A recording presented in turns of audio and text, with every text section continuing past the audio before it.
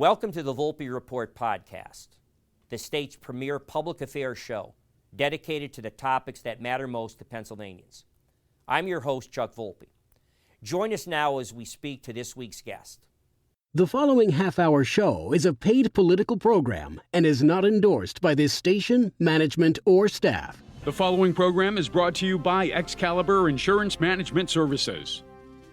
We have a special guest for this week's show, a nationally renowned and award-winning journalist in both broadcast, meaning television, podcasts, as well as print journalism, Salena Zito. I feel a certain kinship with today's guest in that, although I was not born in Pittsburgh, as she was, I have spent some significant parts of my adult life living and doing business there, as you've heard me say many times in this show. I consider Pittsburgh as much of my home as Scranton. Salena received her education in Pittsburgh, attending the Perry Academy and later receiving a journalism degree at the University of Pittsburgh. She is often a guest on various political national television shows, all mainstream media, as well as all cable outlets. I've seen her many times, whether on CNN or on Fox News, Hannity, special guest of Sean Hannity or Laura Ingraham. She also, though, is extensively accomplished in print media. She is a national reporter for the Washington Examiner. That's a source, a magazine that you'll know from this show when I'm doing views. I often quote from the Washington Examiner. Salena is also a special contributing writer for the Washington Post. She's been a special columnist to the Post as well as the other Post, the New York Post. She has contributed political articles to the Atlantic, the Wall Street Journal, and the Pittsburgh Post-Gazette. She's also, if you want to be even more impressed, taught journalism at Harvard University, as well as at Washington Lee and Hillsdale College. Starting with Bill Clinton in 1992, Salena has interviewed every single United States president and vice president, as well as various speakers of the House, secretaries of state, and top military generals like the Joint Chiefs. In 2018, she authored a best-selling book known as The Great Revolt Inside the Populist Coalition Reshaping American Politics. Her latest project the book is titled Butler, The Untold Story of the Near Assassination of Donald Trump and the Fight for America's Heartland. Today we'll discuss her close relationship with President Donald Trump, the partisan conflicts destroying the fabric of American values, and how we got here with the best qualified guests to inform us on these topics. We look forward to today's show. This is the Volpe Report, a weekly news and political interview show examining the latest local, state, and national issues with Chuck Volpe.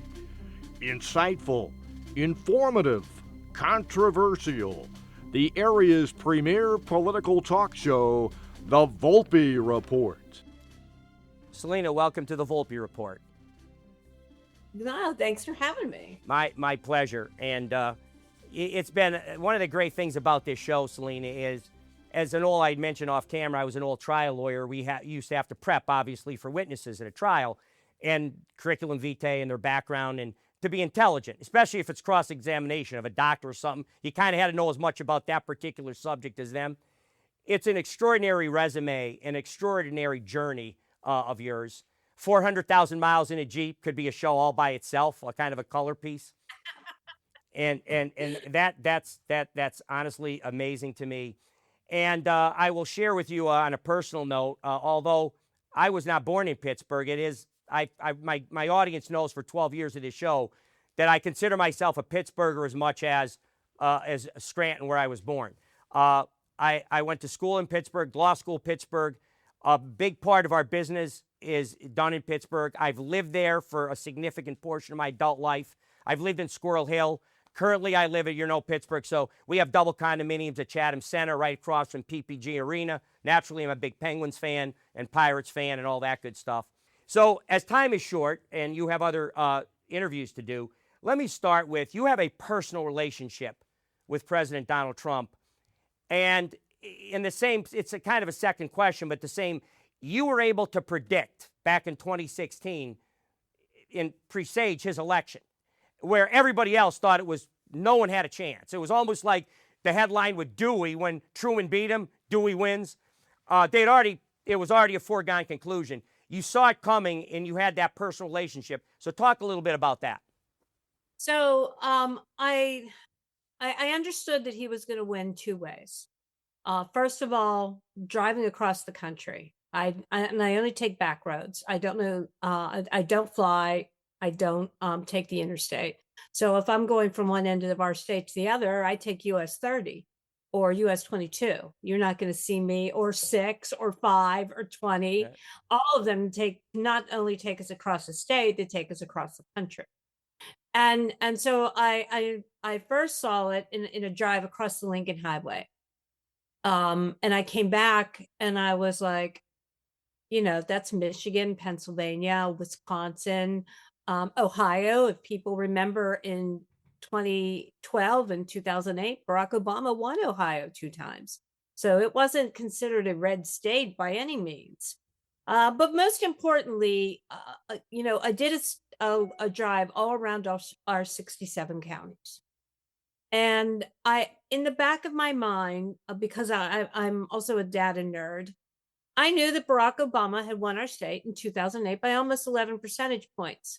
I also knew that Barack Obama won it by under 5 percentage points in 2012. So there was this big gap, and that big gap did not go to Mitt Romney. Where did they go? Well, there were 10 counties that stood out to me. One of them was Luzerne, Erie, Washington County, Bucks County, Northampton County.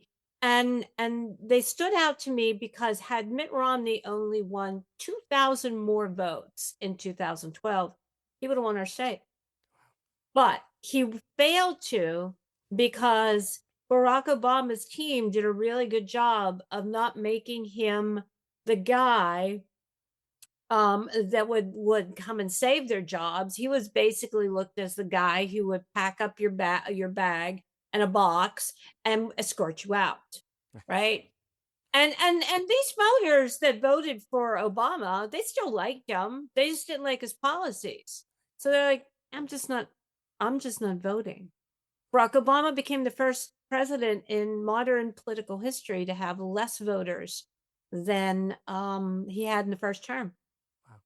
So I knew the potential was there. So I started fixating on these 10 counties. And I saw things in those counties visually, Trump signs. And you're like, okay, well, signs don't vote. That's true. However, if they're homemade signs, that's next level. No doubt. Right? I saw houses painted with Trump on the side. I saw a horse with Trump painted on the side, and in places where he shouldn't be getting a Republican vote, in the working class neighborhood, but also in the evangelical, and also in the suburban, like the Rotary guys, right? So I started thinking, this guy is forming a coalition, and it's not one that you traditionally accept people to be shoulder to shoulder, except they were. And so on election night in 2012, well, my relationship with Trump actually began in September of 2016. He came to speak in Pittsburgh at a Shale Insights conference. It was my first interview with him. It was a day after I lost my job at the Pittsburgh Tribune-Review. I had taken the buyout. I didn't want to, but it was kind of, the writing was on the wall. I kind of had to take the buyout. They called me the day before and said, hey, you're going to interview Donald Trump. And I was like, oh, that's awesome. I don't have a job. But I didn't tell them that. Right. So as I'm walking out, I called the New York Times. I called the Washington Post. I think I called Politico too. And none of them were interested in the story. Interestingly enough, the Atlantic was.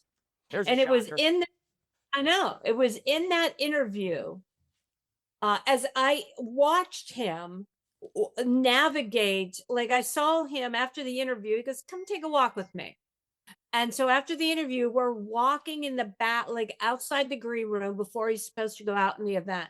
And I'm watching him connect with regular people, the janitors, the concession people. And he's very curious about their lives. And he's really into them and not so much the suits. Right. And so I said to him, voters take you seriously, but they don't take everything you say literally. Whereas my profession takes you literally, and it doesn't take you very seriously. Right. And that now everybody has stolen that line, but you know, that observation took off. And so the next time I did the next thing that would happen is first of all, y'all should know that for the next 6 weeks, I worked like 4 different jobs, writing 2 to 4 stories a day, making 100 bucks a story. Like it was tough, right? But I wanted to finish this election. So the night before the election, I interviewed Mike Pence on the tarmac. And I remember going home and thinking, I just interviewed the next vice president of the United States. I knew he was going to win. It was evident to me. He was winning voters over in the counties that matter. Right. Pittsburgh and Philly don't matter. It doesn't matter what happened to them. If he won those 10 counties that I identified by 2,000 votes, he was going to win by 40,000 votes. That was my calculation. I wrote it.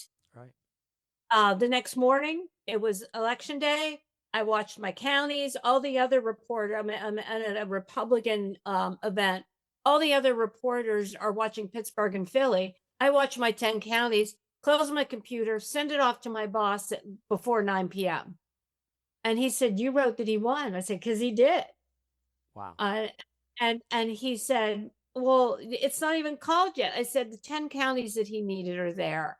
Right. And if he's won Pennsylvania, then that means he's won North Carolina, Florida. Remember, Florida was not a guaranteed red state at that time. He's also won Michigan, Ohio, and Wisconsin. And next morning, I get up and I'm going to go work at the bakery next door. Well, I'm going to try. I'm going to interview there. I'm a very good baker. If anybody follows me on social media, they all love my baking. Well, behind you, Salena, behind you, by the way, I see you have the beaters in the baker for mixing cake mixes and the like. Yeah. So I bake with my grandchildren all the time. I got a call from CNN. They said, "We want you to come on because," and I said, "Why? What did I do wrong?" They said, "You didn't do anything wrong. You're the only reporter that got it right." So that's how my relationship started with President Trump. And I interviewed him a few times when he was in the White House. I wrote the book, The Great Revolt, because I wanted to go back and have people understand that coalition that I saw forming. And then I wanted to, I went to work for CNN, worked for the New York Post, wrote the first book. And in 2020, I think was the last time I interviewed Trump in Latrobe, and then he lost. But I kind of knew he was going to lose that year. Right. Biden was going to pick off just enough working class voters, and COVID made things weird. Sure. COVID just made everything weird. In hindsight, it was probably best for President Trump that he did lose 2020. I always tell my kids that you're better off when you sit on the bench for a while. You become a better athlete. So now in 2023, President Trump got really mad at me because I went down and interviewed Ron DeSantis. Okay. Now, this is before DeSantis announced he was going to run. Okay. But I did a profile on him. And he puts on social, after he sees it, he calls me fake news reporter Salena Zito. That's a badge of honor. It was pretty funny. It didn't bother me. It goes with the job. And then in last year, about this time, President Trump called me. Oh, I missed this. I think the most pivotal moment for Donald Trump in the 2024 election, outside of what happened in Butler, and I was an eyewitness to that, was East Palestine. It was just days after the explosion and the train derailment. Right. And he shows up in galoshes. He's walking in. I mean, I covered that extensively, and I would get sick every time I was there. And he's there, he's walking through the mud, the puddles, you don't know what you're breathing. And I wrote at the time, I said, that's it. He's won. He's won this primary and likely won this election. Wow. Wow. Well, just a couple of footnotes or anecdotes, better word, to what you said. I was actually very involved in the DeSantis campaign. I was very involved with some of his closest people, Scott Wagner, Nick Sinatra, and I was in Park City, Utah when he reshuffled his campaign in July. So very involved, ironically, in that campaign. Got to know him, of course, the governor. And I sat with his mother the night before the Iowa primary. I was out there speaking for the governor at one of the caucuses in 38 degree below weather. So I was a very big Ron DeSantis supporter. And really because, and I'll share this with you, Salena, because I thought he had all the best attributes of Trump without any of the chaos and the other stuff that Donald Trump brings with him. The distraction kind of stuff. And, of course, I sat there somewhat in amazement on that election night when the returns came in. And we had a meeting that night. We stayed right across the street in Des Moines. I can't remember the name of the hotel now.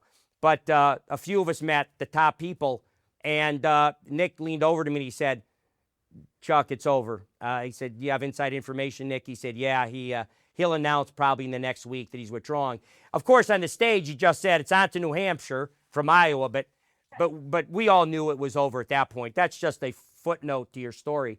But back to Trump, and I want to talk about your book now, because your observations you just shared with us about your personal relationship and how you knew about 2016, it seems like your book in 2018, The Great Revolt, it actually was more of a deep dive into what happened.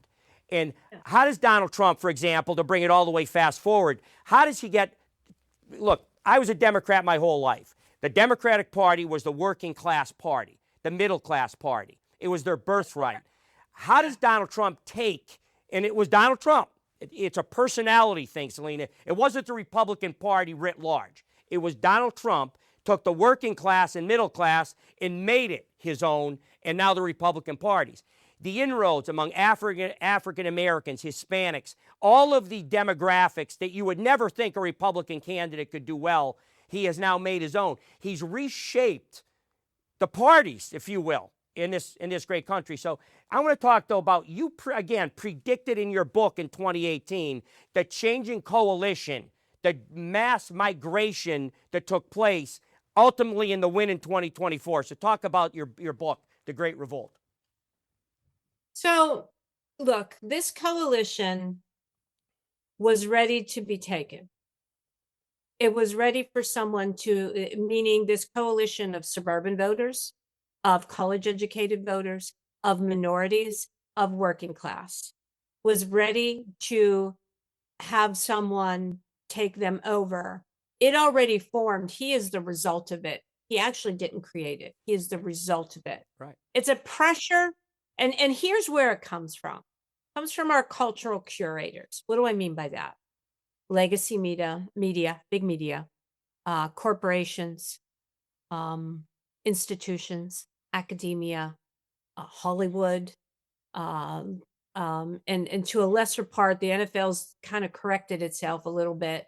But all of these entities. So where are their centers of power? In the super zip codes of this country. That's where all the decisions are made in the boardrooms. They don't live anywhere near anyone that goes to their games, that sits in their seats at their movies, that buys their products, that sends their kids off to their schools, or their institutions offer expertise. They cause this pressure that and the Democratic Is resentment Party a fair word? Resentment? Is that a fair word? No, They cause resentment? No, just gonna. No, I keep it at pressure because Okay. resentment means anger and bitterness. And I don't agree that people are angry and bitter. They're just done. Okay. They're just absolutely done. Right. They're done being told that they're deplorable. Right. They're done being made fun of in every movie. They're done paying a ton of money to go to a football game for half the team to kneel at, right? Where they may have served in the military, or their parents may have served in the military, right? Or they just love their country, right? And so let's just take football for a second. There's two things that are perfect examples of why this happened. Did you ever hear of Hoover vacuum cleaners? Of course. Okay. Mr. Hoover lived one block from his factory. He knew everyone that worked there. He knew everyone that bought his vacuum cleaners because he used to go door to door and sell them. Wow. Okay. He was culturally connected to the people that purchased, and not only purchased his products, but worked for him. We don't have those connections anymore. Think about Budweiser when they made their boneheaded decision. Everyone says it's transphobia. It's not. It's about insulting your customers who have been drinking your beer since either before they were legally allowed or legally allowed. Now, they were located before. They were located in St. Louis forever. Right. The people that made the decisions. You know where they're located now? Right. LA. Do you know who runs Hoover right now? It's a VC somewhere, and it's located in Hong Kong, not Canton, Ohio. Wow. Okay? So think about the NFL with Colin Kaepernick. Right. Where are the headquarters of the NFL? Manhattan, New York City. And even Park Avenue. Right. Okay. What do those guys that are going to want to be invited to each other's cocktail parties, what in goodness name do they have in common with the guy who saves up all year to go to the football game and paint his face and tailgate all day and or build a man cave? Right. Nothing. None. Nothing. If we need a more diverse decision makers in these boardrooms, people that went to a community college, people that live in Canton, Ohio, right? People that went to a community college. You can't have all these Ivy Leaguers because they're not bad people. They just have a different worldview. Right. And so that pressure has what pushed people away. And the Democratic Party, which was always the party of the working class, embraced the elitism. And the working class, I write about this in my book, Butler, which I hope everybody pre-orders. But I write in the book, I reported all year. I'm like, you guys keep thinking, not meaning you, but other reporters, you keep thinking the working class is white working class. You have completely missed what's going on in this country, because blacks, whites, Hispanics, Asians, and whatever else vote shoulder to shoulder, and they vote their community. They don't vote their race. Right. Right. Okay. And I kept saying, this is happening, and people would make fun of me, but I was absolutely right. Of course you were. And when my relationship, I think, with President Trump went next level was when he was shot. Right. Is it fair to say, because I have suggested in various editorial opinions I do at this network as part of the show, Salena, that it changed him in a fundamental way? There was pre-Butler, I've said to people that ask me my opinion and in my views, that when he says that he's made an analogy to being like an avenging angel, that, God has spared his life. Like in that moment, that quarter inch, he turned his head. Whether the wind blew or it was the hand of God, whatever it was, that he was spared for a reason. And he's here on a mission now. And the Donald Trump of 2016, where there were many, because he really wasn't a politician and didn't understand the machine establishment in Washington when he got there.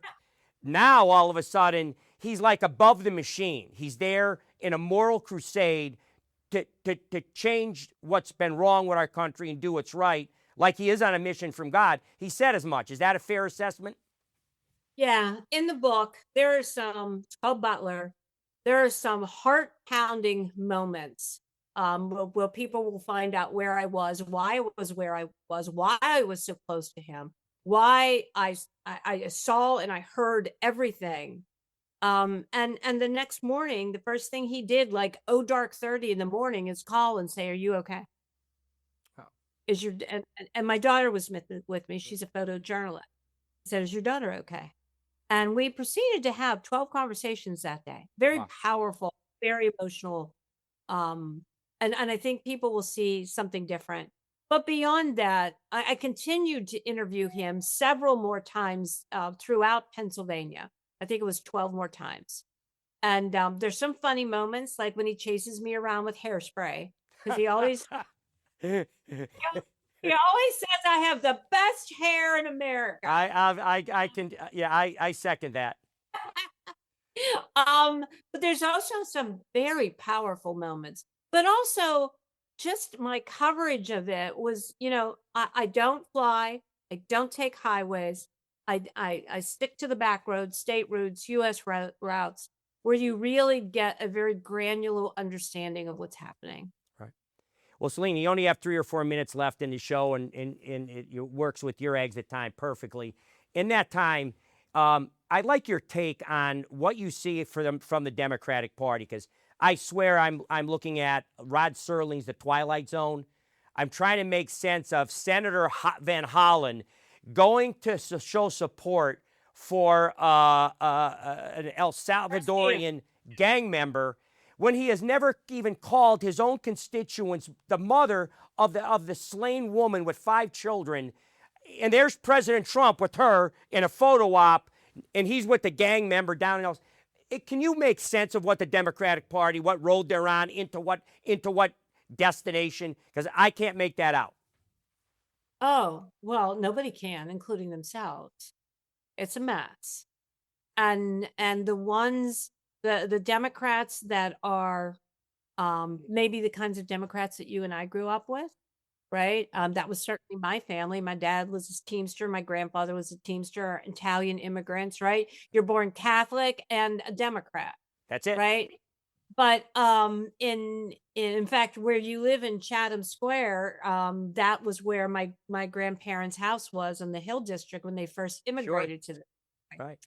So, I expected them to do a better job, sort of like a 2006 moment, right, where they figured things out. But they're not there, and they haven't understood and or accepted why they lost and why they were rejected. Right. And then until you start to see that realization, they're going to be in this wilderness for a while. And it appears like Alexandria Ocasio-Cortez is risen to the front of the pack of their bench. They call. She's a socialist, Marxist.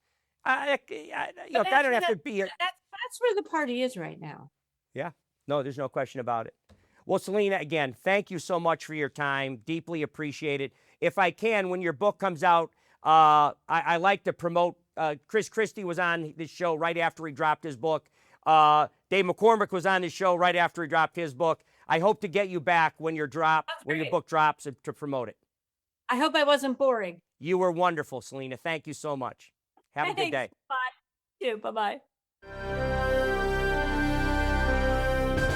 Thanks for joining us for this edition of the Volpe Report podcast.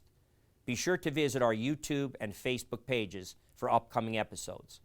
You can catch up on the Volpe Report podcast on your favorite podcast provider.